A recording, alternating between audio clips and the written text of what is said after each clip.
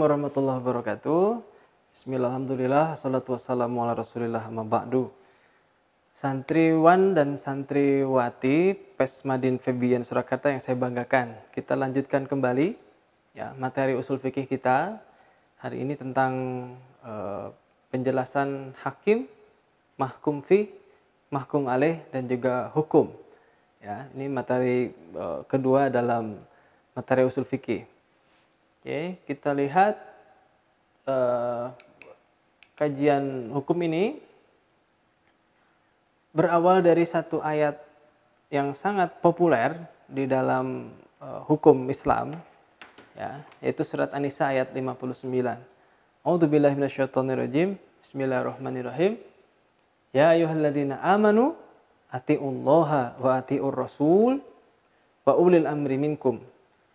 Fa in tanaza'tum fi syai'in farudduhu ila Allahi wa Rasul in kuntum tu'minuna billahi wal yaumil akhir dzalika khairu wa ahsanu ta'wila.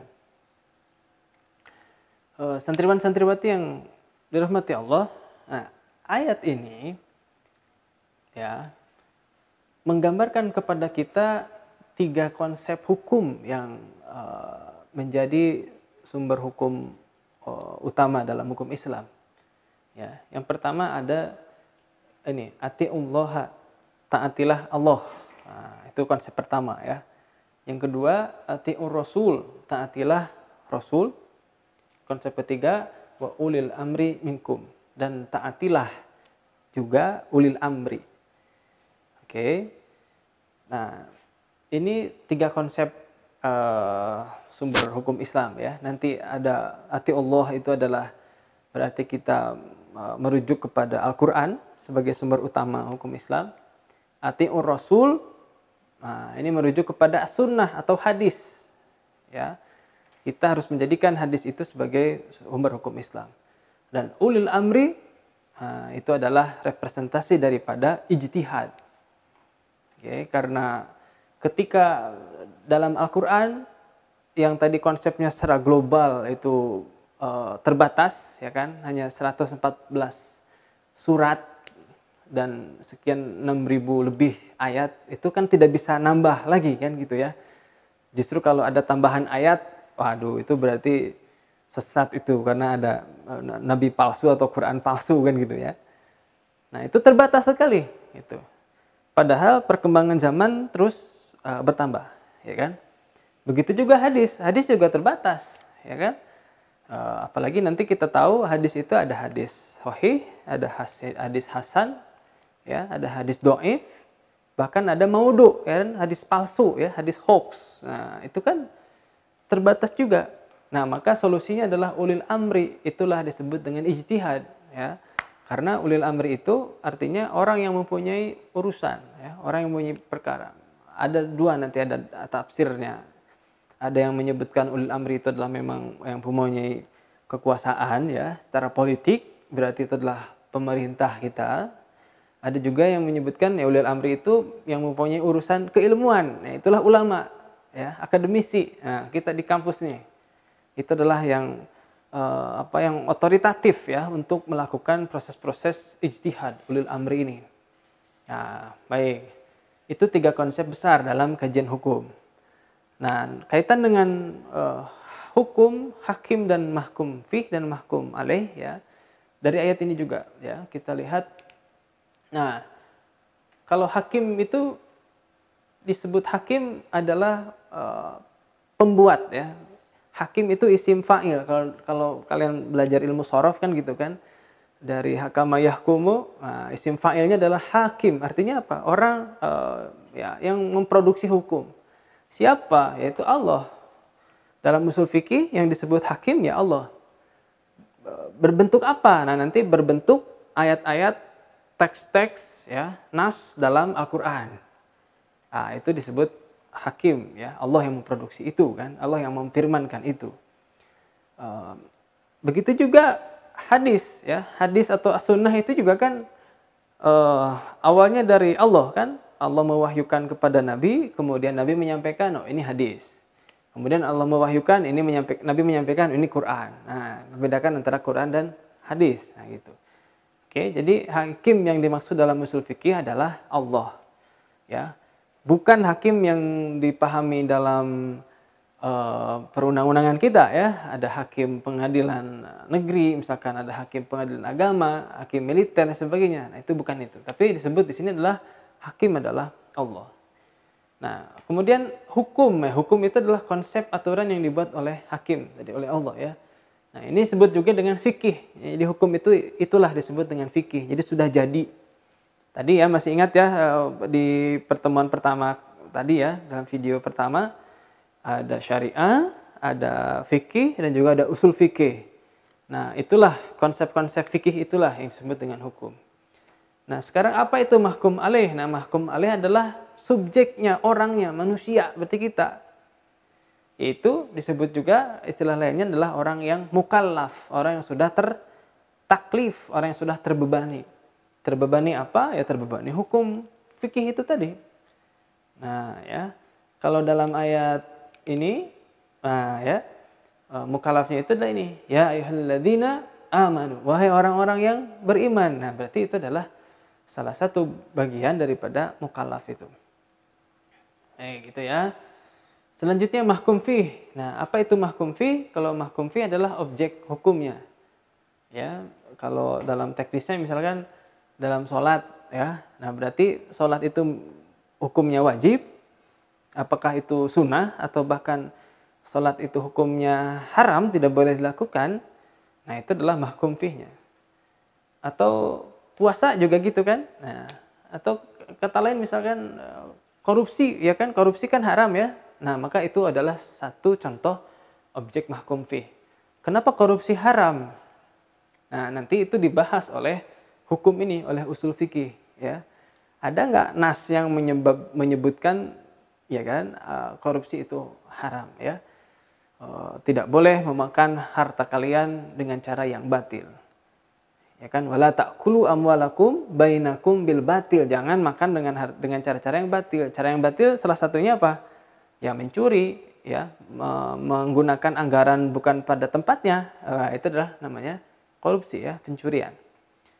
Contoh lain haramnya zina, ya jelas zina dalam teks ayatnya dilarang ya, wala taqrabuz zina fa innahu fahisyatan wa sa'a sabila, kan gitu ya.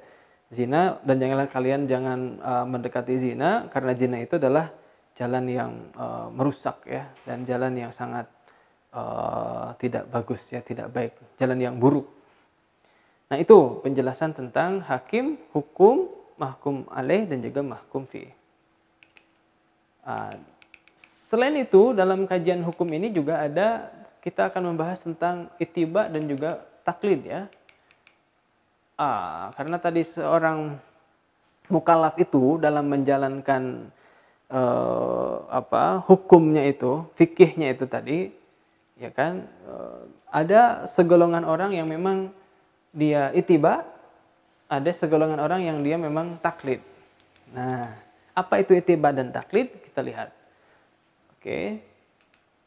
Ittiba adalah qabulu qaulil qail wa anta ta'rafu atau ta'rifu ma khadahu. Ya. Ittiba itu jadi menerima qabul qaulil qail. Pendapat-pendapat orang ya, pendapat-pendapat orang lain, pendapat ulama, pendapat ustadz gitu, pendapat kiai. Wa anta ta'rafu ma'khadahu, dan engkau memahami ya, engkau bisa memahami sumber-sumbernya pendapat itu, dari mana, bagaimana, untuk apa, misalkan gitu. Nah, itu artinya adalah ittiba. Ya. Contoh yang sederhana salat misalkan kalian melaksanakan salat maghrib ya, apakah itu ittiba atau taklid? Nah, kalau ittiba berarti tahu sebabnya salat maghrib muncul itu berarti tanda-tandanya sudah ada tuh, terbenamnya matahari misalkan gitu kan, kemudian azan berkumandang, dan memang Allah mewajibkan tentang salat itu kan, aqimus shalah, ada ayatnya. Nah, itu contoh ittiba. Tapi kalau taklid itu artinya ya sudah sholat aja gitu kan. Nah, tanpa tahu dasar hukumnya apa, tanpa tahu sumbernya dari mana. Nah, itu ya, itu ittiba. Nah, seperti yang saya sampaikan tadi, kalau taklid ya artinya adalah ini, akhdu qaulil ghair min ghairi ma'rifati dalilih. Ya, mengambil pendapatnya orang lain ya tanpa tahu, tanpa memahami petunjuk-petunjuknya, dalil-dalilnya. Nah, itu disebut dengan taklid atau qabulu qaulil qail al-ghair duna hujjatihi. Jadi menerima pendapat orang lain tanpa memahami hujahnya, tanpa memahami pendapat argumen-argumentasi daripada orang tersebut. Nah, pertanyaannya apa? Apakah boleh taklid atau ittiba? Nah, gimana kira-kira jawabannya? Jawabannya adalah kedua-duanya boleh dilakukan. Ya. Ittiba sangat boleh atau bahkan wajib dilakukan bagi orang-orang memang yang berpendidikan tinggi. Ya.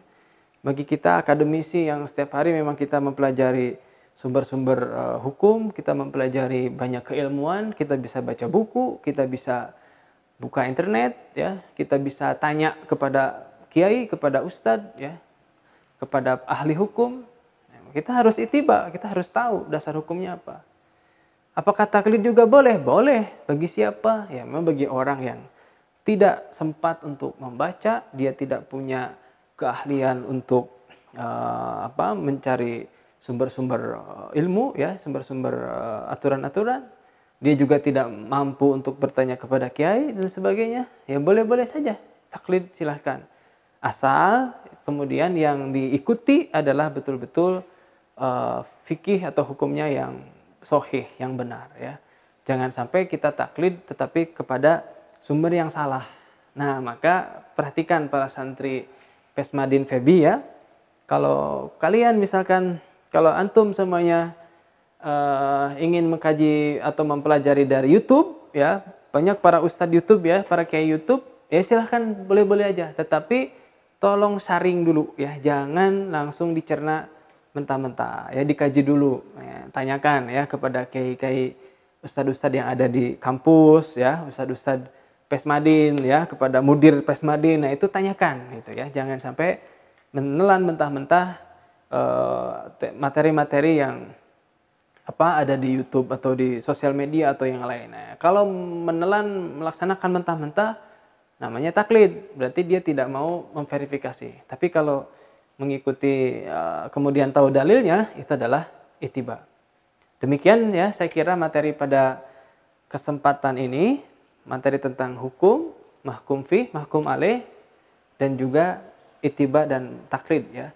Semoga kita bisa memahami ini dan bisa melaksanakannya dalam kehidupan sehari-hari, sehingga kita itu menjadi betul-betul muslim yang paham aturan dalam kehidupan sehari, tidak ikut-ikutan, ya, sehingga kita tidak terjerumus ke dalam jurang kesesatan. Baik, itu semoga bermanfaat untuk kita semua. Wabillahi taufiq wal hidayah wal afu minkum. Wassalamualaikum warahmatullahi wabarakatuh.